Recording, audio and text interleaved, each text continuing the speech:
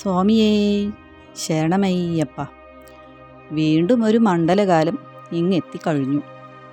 നമുക്കതൊന്ന് കേട്ടു നോക്കാം. ഇന്ത്യയിലെ പ്രശസ്തമായ തീർത്ഥാടന കേന്ദ്രങ്ങളിൽ ഒന്നായ ശബരിമല ശ്രീ ധർമ്മശാസ്ത ക്ഷേത്രം പശ്ചിമഘട്ടത്തിലെ 18 മലനിരകൾക്കിടയിൽ സ്ഥിതി ചെയ്യുന്നു.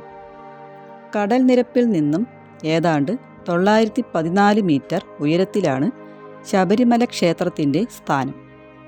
ലോകത്തിലെ തന്നെ ഏറ്റവും കൂടുതൽ ഭക്തർ സന്ദർശിക്കുന്ന ആരാധനാലയങ്ങളിൽ ഒന്നായി ഇത് മാറിക്കഴിഞ്ഞു. നവംബർ ഡിസംബർ മാസങ്ങളിൽ മണ്ഡലകാലം എന്നറിയപ്പെടുന്ന 41 ദിവസങ്ങളാണ് ശബരിമലയിലെ പ്രധാന തീർത്ഥാടന കാലയളവ്.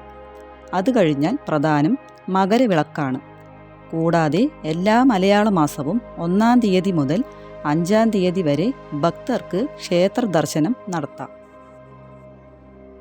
ഇടവത്തിലെ അത്തമാണ്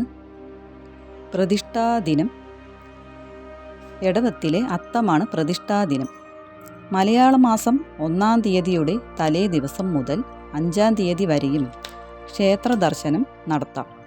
സൂര്യൻ രാശി മാറുന്നത് ഏത് സമയത്താണോ ആ കൃത്യസമയത്ത് സംക്രമ പൂജയും ശബരിമലയിൽ കൃത്യമായി നടത്തപ്പെടുന്നു. ശബരിമല ക്ഷേത്രത്തിലെ ഉത്സവം 10 ദിവസമാണ്. മീനമാസത്തിലെ കാർത്തിക നാളിൽ കൊടി കയറും. അയ്യപ്പൻ്റെ പിറന്നാളായ പൈങ്കുനി ഉത്രം നാളിൽ പമ്പാ നദിയിലാണ് ആറാട്ട്. ഓരോ വർഷം കഴിയും തോറും അതിശയിപ്പിക്കുന്ന ഭക്തജന തിരക്കാണ് ഇവിടെ അനുഭവപ്പെടുന്നത്. വർഷാവർഷം ഏതാണ്ട് 4 മുതൽ 5 കോടി വരെ തീർത്ഥാടകർ ഇവിടെ എത്താറുണ്ട്. മതസൗഹാർദ്ദത്തിൻ്റെ പ്രതീകം കൂടിയാണ് ശബരിമല.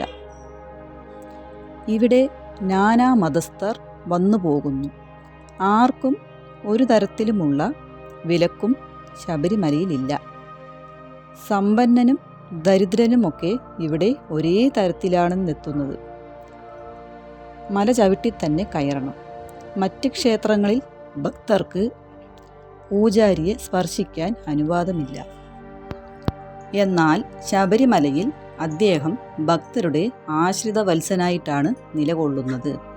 ശബരിമലയിലെ ദൈവത്തിൻ്റെ പേരിൽ തന്നെയാണ് ഭക്തനും അറിയപ്പെടുന്നത്, അയ്യപ്പൻ എന്ന്.